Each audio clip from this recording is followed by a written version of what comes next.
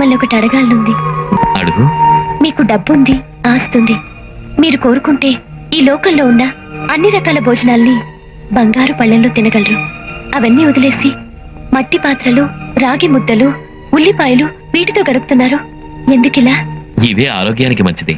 అదేం కాదు, ఇంకేదో కారణం ఉంది. నాతో చెప్పకూడదా? కూడిందైతే చెప్పొద్దు. నేను ఒక్క పూట తిండికి లేని పేద కుటుంబంలో పుట్టాను.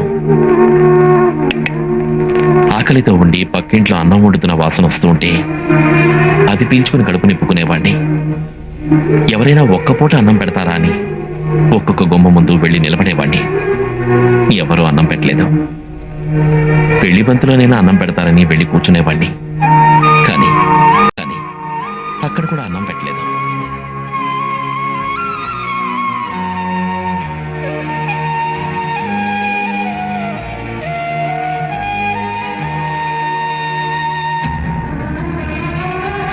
అప్పుడు నన్ను ఆదరించింది ఈ రాగి ముద్దే.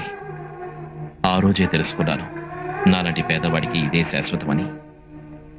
నువ్వన్నట్టు బంగారు పళ్ళెంలో పంచభక్ష ప్రమాణాలు తినచ్చు, కానీ అదంతా డబ్బున్నంత వరకే. అందుకే డబ్బు ఉన్నా లేకపోయినా ఎప్పుడు ఒకేలా ఉండాలని నిర్ణయించుకున్నాను.